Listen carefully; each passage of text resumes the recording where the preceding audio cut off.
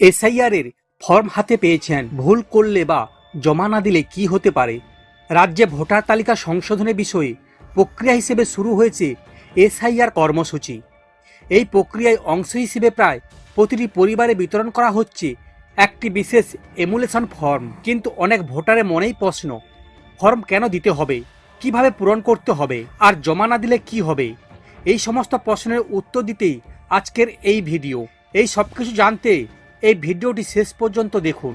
সবচেয়ে গুরুত্বপূর্ণ বিষয় হলো এসআইআর ফর্ম হাতে পাওয়ার পর তা জমা না দিলে কি হতে পারে।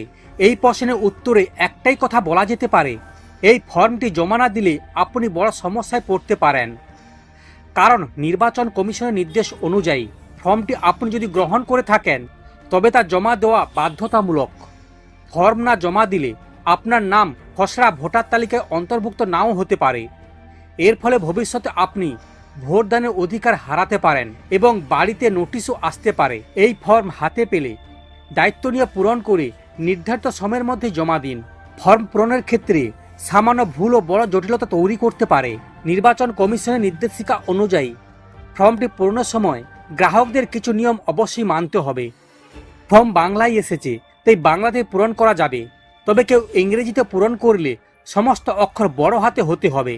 নীল বা কালো কালির বল পয়েন্ট পেনে ব্যবহার করতে হবে। সমস্ত সংখ্যা বা ডিজিট যেমন আধার নম্বর বা ফোন নম্বর ইংরেজিতে লিখতে হবে।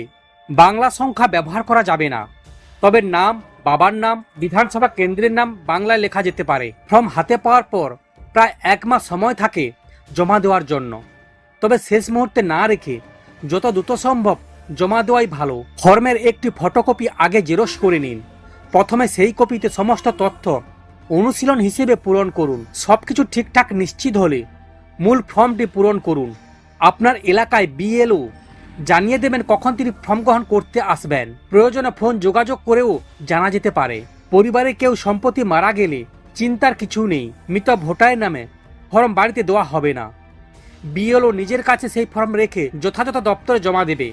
যারা সম্প্রতি 18 বছর পূর্ণ করেছেন তাদের জন্য আলাদা ফর্ম থাকবে, সেটি পূরণ করে নতুন ভোটার হিসেবে নাম নথিভুক্ত করতে পারেন।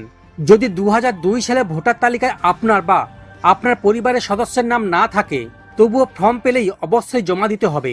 ফর্মের নিচের দিকে সেই অংশ ফাঁকা রাখুন।